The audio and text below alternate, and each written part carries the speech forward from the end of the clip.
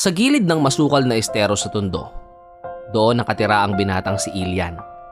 15 anyos pa lamang siya nang maulila sa parehong magulang pagkatapos ng isang sunog na tumupok sa kanilang barong-barong. Wala siyang natirang kamag-anak na handang kumupkop, kaya mula noon, kinailangan niyang kumapit sa kahit anong trabaho upang mabuhay. At ang tanging pinto na bumukas para sa kanya, ang pagiging basurero. Araw-araw, kasama ang lumang kariton na yari sa pinagdikit-dikit na bakal at kahoy, nagsisimula si Ilian bago pa sumikat ang araw. Habang ang mga tao ay mahimbing pa sa pagtulog, siya na may naglalakad sa mga makikipot na eskinita upang mga lakal. Sa bawat takbang niya, rinig ang langit-ngit ng gulong ng kariton na tila humihingal na parang siya. Basura! Basura! Kahit anong bakal, bote, papel. Sigaw niya sa tahimik na kalsada, umaasang may magbubukas kahit isang pinto. Subalit imbis na tulong o tingin ng pag-unawa, kadalasan ay pang-aalipusta ang kapalit. Hoy Ilian, ang baho mo. Baka mahawa kami sa dumi mo. Sigaw ni Vince, isang kabataang kilalang siga sa lugar. Tawanan ng sumunod at parang mga sibat ang bawat salitang tumatama sa puso ng binata. Hindi na siya tumutugon, sanay na siya. Pero sa loob niya, may unti-unting kumukulong pait. Kung alam nyo lang, bulong niya sa sarili habang pinupulot ang mga bote. Hindi ko ginusto ang lahat ng to. Sa bawat araw na lumilipas, pakiramdam niya ay lalo siyang lumulubog sa putik ng kapalaran. Subalit kahit nasasaktan, hindi niya kayang tumigil. Dahil para sa kanya, ang pag-ayaw sa laban ay parang pagpatay sa natitira niyang pag-asa. Isang gabi, matapos ang mahabang pag-iikot, umuulan at halos walang makitang basura. Napaupo si Ilian sa gilid ng isang abandonadong gusali. Basang-basa ang kanyang damit, nanginginig ang katawan at ang tiyan ay kumakalam. Tama na, pagod na ako. Bulong niya habang nakatingala sa madilim na langit. Ama, ina, bakit ninyo ako iniwan? Habang nakayuko siya, napansin niyang may isang lumang pulang supot na natabunan ng putik. Wala namang masama kung sisilipin, kaya dahan-dahan niya itong binuksan. Sa loob, may isang lumang kahon na kahoy. May nakaukit na simbolo ng pakpak at isang pangalan, De Leon Airlines. Napakunot ang noon ni Ilian. Airline?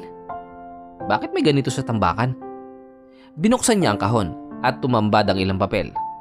Isang birth certificate, lumang litrato ng isang sanggol na karga ng isang mayamang mag-asawa at isang pulseras na may nakaukit na pangalan, Ilian Reyes De Leon. Parang tumigil ang oras. De Leon? Bulong niya. Yun ang pangalan sa balita noon, yung nawawalang bata. Oo, naalala niya. Ilang taon nang nakaraan.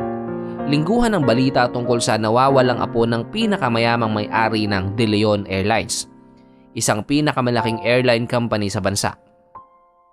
Bigla itong nawala nang hindi mahagilap ang yaya na huling kasama nito, hanggang sa lumamig ang kaso at kinalimutan ng mundo. At ngayon, hawak niya ang patunay. Ngunit sa halip na tuwa, puro takot ang nararamdaman niya. Hindi totoo to. Paano ako? Nang sandaling yon, lumapit si Lara, ang nag-iisang kaibigan niyang hindi kailanman nang husga. 2 taon na silang magkaibigan mula nang tumira ito sa barong-barong malapit sa kanya matapos mamatay ang ina nito. Ilian, anong ginagawa mo rito sa ulan? Kanina pa kita hinahanap. Sabi ni Lara habol ang hininga. Hindi agad sumagot si Ilian. Basa ang mukha niya. Hindi lamang dahil sa ulan, kundi pati sa luha. Lara, tignan mo to. Ipinakita niya ang kahon. Dahan-dahang binasa ni Lara ang mga papel at napanganga ito, hindi makapaniwala. Kung totoo to, Ilian, ikaw pala yung nawawalang apo na hinahanap ng bansa noon? Ikaw ang tagapagmana ng airline? Umiling ang binata. Nanginginig ang kamay. Hindi. Basurero lang ako. Walang kwenta. Walang pamilya. Hinawakan ni Lara ang balikat niya. Mahigpit, puno ng tapang. Hindi totoo yan. Hindi sukatan ng trabaho sa halaga ng tao. Hindi mo kasalanan ang pinagdaanan mo. Natahimik si Ilian. Matagal. Pero kahit totoo man to, wala rin itong silbi. Anong magagawa ko? Paano ako lalapit sa kanila? Baka itaboy lang nila ako. Tingnan mo nga ako. Makakatindig ka, Ilian. Sagot ni Lara. May luha ring pumapatak. Hindi dahil sa dugo mo, kundi dahil sa lakas mo. At kung talagang sila ang pamilya mo, makikita nila yon. Sa unang pagkakataon matapos ang maraming taon, may bahagyang apoy na sumindi sa dibdib ni Ilian. Isang munting pag-asa. Tumayo siya, pinunasan ang mukha at huminga ng malalim. Kung ganoon, susubukan ko. Hindi para sa yaman, para malaman kung sino talaga ako. At sa gabing iyon, sa ilalim ng dumadagundong na ulan, nagsimula ang paglalakbay ng isang basurero patungo sa katotohanan. Isang landas na magbabago sa buhay niya at ng lahat ng nakapaligid sa kanya. Makalipas ang 2 araw mula nang madiskubre ni Ilian ang kahon, nagpasa siyang humakbang tungo sa katotohanan. Hindi iyon madaling hakbang, para siyang may batong pasan sa balikat. Ngunit bawat salita ni Lara ay parang tulak ng hangin na nagbibigay lakas sa kanya. Hindi ko alam kung anong naghihintay. Bulong ni Ilian habang nakatingin sa lumang pulseras na nakaukit ang kanyang pangalan. Pero hindi na ako tatakbo. Kasama si Laura, nagtungo sila sa main headquarters ng De Leon Airlines. Isang matayog na gusali sa Makati na tila sumasagisag ng kapangyarihan at kayamanan. Sa ilalim ng araw na sumisinag sa salaming pader ng gusali, napayuko si Ilian. Para siyang alikabok na napadpad sa kaharian ng mga Diyos. Pwede pa tayong umatras, Ilian. Marahang sabi ni Lara nang makita ang panginig ng mga kamay niya. Umiling siya. Hindi. Dito magsisimula ang sagot. Pagpasok nila sa lobby, umalingaw-ngaw ang tunog ng mga hakbang sa marmol na sahig. Puting-puti ang paligid, malamig ang hangin, at sumusunod ang mga mata ng mga tao na wari nagtatanong kung bakit may basurero sa lugar na yon. Basura ang nakasanayang hawakan ni Ilian, hindi mamahaling sahig. Kariton ng tahanan niya, hindi marangyang chandelier. Lumapit sila sa front desk. Nakasuot ng formal na uniforme ang receptionist. Ang mukha ay malamig at hindi nagtatago ng pagdududa. May maitutulong po ba ako? Tanong nito. Ngunit ang tingin niya kay Ilian ay parang tumatagos. Isang tingin na humuhusga. Huminga ng malalim si Ilian. Gusto ko pong makausap ang may-ari ng kumpanya, si Ginoong Rogelio De Leon. Napataas ang kilay ng receptionist. At ano naman po ang dahilan? Bago pa makasagot si Ilian, sumingit si Lara. Mahalagang bagay tungkol sa pamilya niya. Napahalakhak ang receptionist, hindi makapaniwala. Pamilya? Iho, patawarin mo ako pero tumingin ka sa salamin. Hindi basta-basta nakakapasok ang kung sino-sino rito. At isa pa, maraming beses nang may nag-aangking silang nawawalang apo. Puro manluloko. Nag-init ang tenga ni Ilian, hindi dahil sa hiya, kundi sa sakit. Gusto niyang magsalita, pero nang buksan niya ang bibig niya, wala ni isang salita ang lumabas. Hinawakan ni Lara ang kamay niya. Mariin, huwag kang sumuko. Tumayo si Ilian ng diretso at ipinakita ang kahon at mga dokumento. Hindi ako nanghihingi. Hindi ako naghahanap ng limos. Gusto ko lang malaman ang totoo. Nauwi sa katahimikan ng paligid. Hindi inaasahan ng receptionist ang nakita niya. Agad itong nagtawag ng security at manager. Ilang minuto ang lumipas, dumating si Mr. Salvador, ang matagal ng tagapayo at executive assistant ng may-ari. Matanda na ito, may suot na salamin, at nakatungkod habang lumalapit. Totoo bang may dala kayong dokumento tungkol sa nawawalang apo? Tanong nito, may bigat sa boses. Opo, sagot ni Ilian, nanginginig ngunit matatag. Hindi ako sigurado kung totoo. Kaya ako nandito para malaman. Kinuha ni Salvador ang mga papel. Sinuri ang mga ito ng mabuti. Nakita niya ang lumang litrato at ang pulseras. Hindi ko ito nakikita ng matagal na panahon. Mahina niyang sambit. Pero hindi ako ang dapat magpasya. Hinawi niya ang daan para kay Ilian at Lara. Sumunod kayo. Dadalhin ko kayo kay Senyor Rogelio. Sa isang pribadong opisina sa pinakamataas na palapag, tahimik na nakaupo ang Ginoong Rogelio De Leon, isang matandang lalaki na kilala sa industriya bilang makatao at makapagkawang gawa. Ngunit sa kabila ng kabutihan ng kanyang reputasyon, may isang sugat na hindi naghilom, ang pagkawala ng nag-iisang apo. Ang dating malusog at maaliwalas niyang mukha ay magaspang at puno ng lungkot. Maraming beses na siyang nilapitan ng mga mapagsamantalang tao. Bawat isa ay nagsasabing sila ang nawawalang bata. Sa bawat maling pag-asa, lalo siyang nadudurog. Kaya nang pumasok si Salvador kasama si Ilian, hindi agad tumingin si Rogelio. Nakatingin lamang siya sa bintana. Tila ayaw nang masaktan muli. "Senyor," mahinang sabi ni Salvador. "May isa na naman pong nagsasabing maaring siya ang apo ninyo." Napapikit si Rogelio, parang tinusok ang puso. "Huwag na, Salvador. Hindi ko na kaya. Muli na naman akong bibiguin. Huwag niyo akong pahirapan." Hindi na nakatiis si Ilian. Lumapit siya at inilapag ang kahon sa mesa. "Hindi ako nandilin lang." Mahinahong sabi niya. "Hindi ako naghahanap ng kayamanan. Hindi ko nga alam kung gusto ko tong malaman. Pero pakiramdam ko, may karapatan akong malaman kung ano ang totoo." Sa wakas, tumingin si Rogelio sa kanya at sa sandaling nagtagpo ang kanilang mga mata, may kung anong pamilyar na kumislot sa puso ng matanda. Hindi niya maintindihan pero parang may nararamdaman siyang matagal nang nawala. Kinuha niya ang pulseras at lumang litrato. Nanginig ang kamay niya. "Itong pulseras," basag ang boses. "Ito ang suot niya noon. Ito ang tanging iniwan ko sa kanya bago siya nawala." Lumingon siya kay Ilian. May luha sa mga mata. "Saan mo to nakuha?" "Kabilang sa mga gamit na iniwan ng babaeng nagligtas sa akin sa sunog," sagot ni Ilian, halos pabulong. "Hindi ko alam kung bakit nasa kanya." Sumapo si Rogelio sa mukha. Tila bumagsak ang bigat ng taon. "Marami na akong pinagdaanan. Marami nang nagkunwari. Pero ngayong kaharap kita, iba ang nararamdaman ko." Tumayo siya. Unti-unting lumapit. At bago pa man may makapagsalita, napahawak ang kanyang daliri sa pisngi ni Ilian. Banayad, nanginginig. "Ang mga mata mo," bulong niya. "Kawangis ng anak kong lalaki. Ang tikas ng panga, ang ngiti, pati ang tahi sa kilay. Lahat ay pareho." Hindi na napigilan ni Ilian ng luha. "Hindi ko alam kung karapat-dapat ako." "Hindi mo kailangang maging karapat-dapat, bata.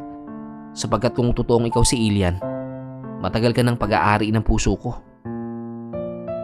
At sa unang pagkakataon sa buhay nila, nagyakap ang dalawang taong parehong sugatan at matagal nang naghahanap ng sagot. Pero bago pa man makuha ang kapayapaan, may malakas na kalabog ng pinto. Pumasok ang ilang board members, mga taong kilala sa industriya sa pagiging maagresibo at makapangyarihan. "Senyor Rogelio," mariing sabi ni Mr. Ortega, ang pinakamatapang sa kanila. "Hindi namin maaaring pahintulutan yan. Wala tayong siguradong patunay. Hindi siya maaaring tanggapin." At doon nagsimula ang panibagong unos. Nananatiling nakatayo si Ilian sa gitna ng opisina habang unti-unting sumisidi ang tensyon sa loob. Tulad ng bigat ng unos sa dagat, naramdaman ni Ilian na may paparating na bagyong hindi niya mahuhulaan. Hindi niya inaasahang sa mismong sandaling umaasa siyang makakahanap ng kapayapaan, ay doon pasisibol ang pinakamalaking takot niya. "Hindi namin maaaring tanggapin ang batang yan bilang apo ng senyor nang walang matibay na ebidensya." Mariing wika ni Mr. Ortega, ang pinakamakapangyarihan sa board members. Ang boses nito ay parang kutsilyong paulit-ulit na tumataga sa hangin. "Marami na tayong pinagdaanan. At isa pa, hindi natin hahayaang masira ang kumpanyang itinayo natin dahil lang sa isang basurero." Parang sinampal si Ilian sa salitang yon. At sa likuran niya, naramdaman niya ang mahigpit na pagkapit ni Lara sa kanyang braso. Pilit na pinipigil ang panginginig. "Kung hindi pa kayo nakikinig," sagot ni Laura, puno ng tapang, "hindi siya nandito para sa pera. Hindi niya gustong agawin sa inyo ang kahit na ano." "Hindi mo naiintindihan, iha," singhal ni Ortega. "Ang kumpanyang ito ay may responsibilidad sa libo-libong empleyado. Hindi kami magpapadala sa drama o emosyon. Walang saysay ang kwento ninyo kung walang patunay." "Patunay?" bulong ni Ilian. Napalunok habang napahawak sa pulseras. "Hindi ko pinili ang buhay na tinaha ko. Hindi ko piniling maging basurero. Pero kung kailangan ko magpaliwanag ng 10 beses, gagawin ko. Hindi ako manlilinlang. Natahimik si Senyor Rogelio. Tila naguguluhan at nalulula sa biglang pag-agos ng pangyayari. Nakasapo ang kamay sa noo at ang mga mata'y puno ng pagod. Ortega, mahinang sambit niya. Hindi ba't karapatan kong makilala ang batang ito? Ngunit mabilis ang sagot ng board member. Hindi kami tatayo na tahimik habang inuubos ng emosyon ng katinoan. Maraming beses ka nang niloko, senyor, at hindi kami papayag na maulit yon. Naglakad ito palapit kay Ilian, nakatingin na parang sumusukat. Kung gusto mong patunayan ang sinabi mo, kailangan mong dumaan sa proseso. At bago yun, may dapat kang malaman. May malamig na ngiti na gumuhit sa labi ni Ortega. Hindi iyon ngiting masaya, kundi ngiting nagtatago ng karimlan. Alam mo ba, bata? Hindi aksidente ang pagkawala mo noon. Napatigil ang paghinga ni Ilian. Parang huminto ang oras. Anong ibig mong sabihin? Tanong ni Rogelio, bumaling ng bigla. Lumapit si Ortega. Nakalapat ang palad sa mesa habang ang bawat salitang lumalabas sa bibig ay makahulugan. Ikaw ay hindi basta nawala. Ikaw ay kinuha. May nagplano ng lahat. At ang dahilan ay simple. Kapangyarihan. May mga taong ayaw na ikaw ang susunod na hahawak ng kumpanyang ito balang araw.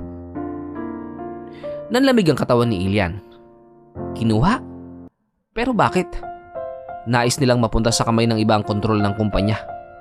Masama ang ngiti ni Ortega. Kung mawawala ang apo ng may-ari, mawawala ang tagapagmana at ang kontrol ay mapupunta sa iba. Kaya ka kinuha at itinapon sa buhay na walang direksyon. Hindi. Imposible.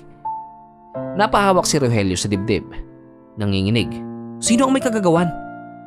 Ngumiti si Ortega, mabagal at malamig. Hindi mahalaga kung sino. Ang mahalaga ay tapos na yon, senyor. At hindi natin hahayaang makasira ulit ang batang ito. Hindi natin bibigyan ng kapangyarihan ng isang taong maaaring kasangkapan lamang. Parang sumabog ang dibdib ni Ilian sa bigat ng sinabi nito. Lahat ng taon ng gutom, takot, pandidiri ng tao, lahat pala ay hindi aksidente, hindi kapalaran, hindi parusa ng buhay. Plano. Kung ganoon, bulalas ni Ilian, halos humihingal. Pinaglaruan niyo ang buhay ko. Pinaniwala niyo akong wala akong halaga. Ibinagsak niyo ako sa putik para lamang maprotektahan ng negosyo. Hindi sumagot si Ortega. Ngunit sapat ang katahimikang yun upang maging kumpirmasyon. Sumiklab ang galit sa mata ni Rogelio. Hindi ako papayag. To ang sinasabi niya. Kailangan natin ng investigasyon. Tumawa si Ortega. Mapanlait. Wala kang pruweba, senyor. At kung ipipilit mo, maghahain kami ng boto upang alisin ka bilang presidente ng board. Ang kalinisan at reputasyon ng kumpanya ay nasa panganib. At tandaan mo, may hawak kaming kapangyarihan. Bumulusok ang bigat ng sandali. Napatigil si Rogelio. Nakatingin kay Ilian na parang natatakot matalo muli. Ngunit sa gitna ng katahimikan, lumapit si Ilian sa matanda at marahan siyang hinawakan sa balikat. Senyor, hindi ko kayo hihilain sa bagyong ito kung hindi ko kayang lumaban. Hindi ako aasa sa awa, pero hindi rin ako uupo at tatanggap ng kasinungalingan. Tumayo siya ng tuwid, hindi bilang basurero, kundi bilang isang taong may dignidad. Hindi ko kailangan ng aplos ninyo. Hindi ko kailangan ng yaman. Ang kailangan ko ay katotohanan. At kung ako man ay walang halaga sa mata ninyo, hindi ako magpapabagsak. Ngunit hindi ako aalis nang hindi nilalaban ng sarili ko. Nanlaki ang mata ni Lara sa tapang ng binata. At kahit si Rogelio ay napahawak sa dibdib na parang may muling sumindi. Isa sa ilalim ako sa kahit anong pagsubok. Patuloy ni Ilian. DNA test, investigasyon, kahit ano. Hindi ko hahayaang mawala muli ang pagkakataong ito. Hindi dahil gusto ko ang kumpanya, kundi dahil gusto ko ang pangalan na dapat ay hindi ninyo inagaw sa akin. Sumiklab ang tensyon. Bahagyang natigilan si Ortega. Hindi inaasahang tatayo ng ganito ang batang kanilang inaakalay durog. At sa sandaling yon, nagsalita si Rogelio. Mahina, ngunit buo. Kailangan natin ng ebidensya. Magpapagawa tayo ng DNA test. At kung tama ang hinala ko, tumingin siya ng diretso sa board. Hahawakan ko kayong lahat sa pananagutan. Ngumisi si Ortega, ngunit halatang nagulat. Kung ganoon, maghintay tayo ng resulta. Pero tandaan mo bata, kapag lumabas na peke ka, mawawasak ang maliit mong mundong pinagkukublihan. Hindi umiwas si Ilian sa titig nito. Mas matagal na akong wasak kaysa sa inaakala mo. Wala na kayong sisirain pa. At sa unang pagkakataon, umatras si Ortega. Habang palabas ang grupo ng board, dumampi ang kamay ni Rogelio sa balikat ni Ilian. Anak, patawarin mo ako kung huli na ang pagdating ko. Hindi tumingin si Ilian, pero ang boses niya ay punit-punit. Hindi ako umaasang tatanggapin niyo ako agad, pero hindi ako lalaban mag-isa. Hindi na. Tumingin siya kay Lara at sa gitna ng kahulugan, ngumiti ito. Kasama mo ako, wika nito, hanggang dulo. At doon sa gitna ng laban na hindi niya pinili, nagsimula ang tunay na pag-angat ni Ilian. Hindi patungo sa pera o kapangyarihan, kundi sa pagkakakilanlan. At sa likod ng pinto, nakasilip ang anino ni Ortega, nakangiti ng malupit. Hindi pa tapos, bulong niya. Hindi ako matatalo ng isang basurero. Lumipas ang 3 araw mula nang isumite ang dokumento para sa DNA test. 3 araw na pakiramdam ni Ilian ay mas mabigat pa kaysa sa lahat ng taon ng paghihirap sa kalsada. Hindi dahil sa takot na baka hindi siya ang nawawalang apo, kundi sa takot na baka hindi siya handang harapin ang katotohanan na magbabago sa buong pagkatao niya. Sa bawat oras, paulit-ulit niyang naririnig ang mga salitang binitawan ni Ortega. Hindi ka namin hahayaang sirain ang kumpanyang ito. Hindi kami matatalo ng isang basurero. Parang latigo iyon sa isipan niya. Nagpapaalalang kahit anong gawin niya sa mata ng iba ay mababa pa rin ang tingin sa kanya. Ngunit sa bawat sandaling gusto niyang sumuko, naroon si Lara. Tahimik siyang kasama. Hindi nagsasalita kung hindi kailangan. Isang sandalan na hindi niya kailanman natagpuan sa buong buhay niya. Handa ka na ba? Tanong ni Lara habang papalapit sila sa gusali kung saan ilalabas ang resulta. Huminga ng malalim si Ilian. Hindi, pero kailangan kong harapin. Sa loob ng conference room, naroon ang buong board. Malamig, nakaupo na parang mga hukom. Sa gitna ay si Senyor Rogelio. Nakayoko, nanginginig ang mga daliri habang hawak ang tuhod. Hindi nito maitago ang kaba. Pumasok ang doktor na nagdala ng sobre. Tahimik ang silid, tila walang hangin.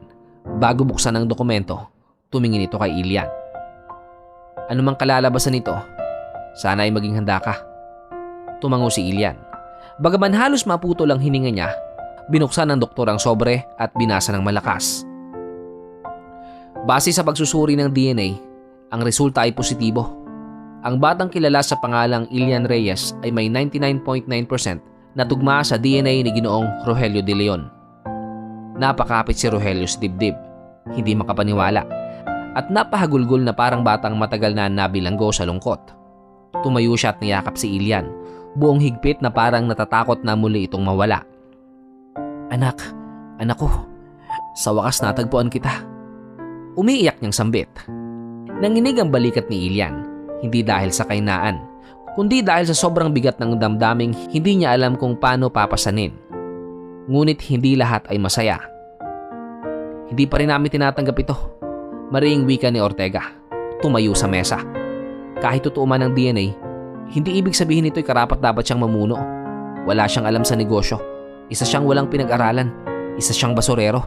At hindi namin ibibigay ang kapangyarihan sa isang taong walang kakayahan. Napalingon ng lahat. Tumayo si Ilian. At sa unang pagkakataon, diretso niyang pinagmasdan ng mga taong tinitingalaan ng buong industriya.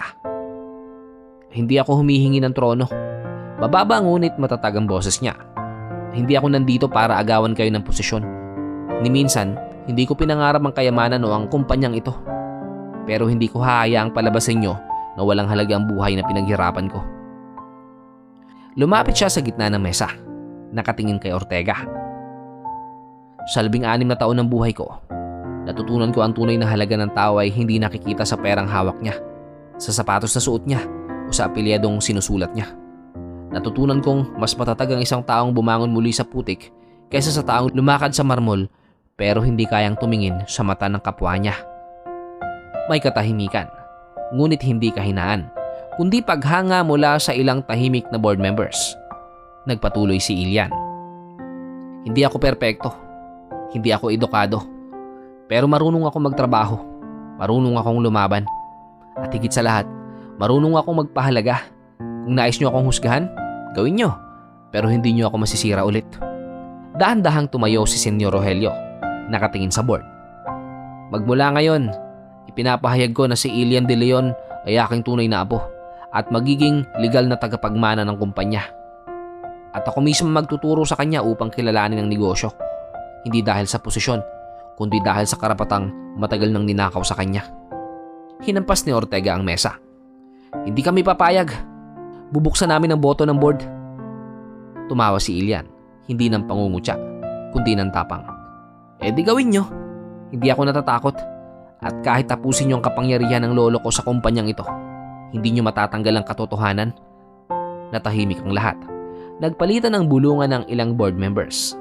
Ilang sandali pa, isa-isa silang tumayo. Ako'y boto para kay Ilian, wika ng isa. Sumasang-ayon ako sa desisyon ni Senyor Rogelio, sabi pa ng isa. Hanggang ang 6 sa 10 board members ay nagpahayag ng suporta. Nanlaki ang mata ni Ortega.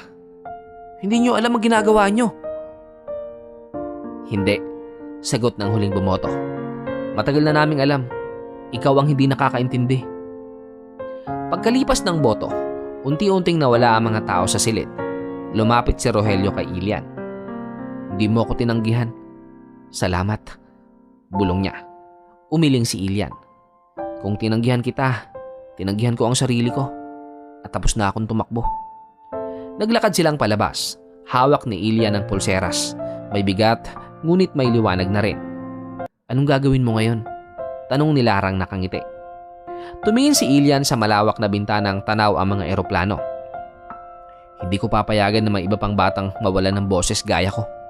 Gusto kong matuto. Gusto kong maging karapat-dapat.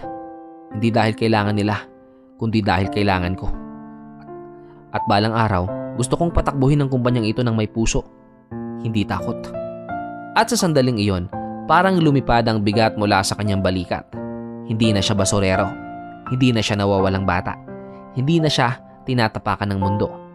Siya ay Ilian Reyes de Leon, isang binata na bumangon mula sa putik upang manindigan sa katotohanan. Hindi para sa yaman, hindi para sa kapangyarihan, kundi para sa dangal.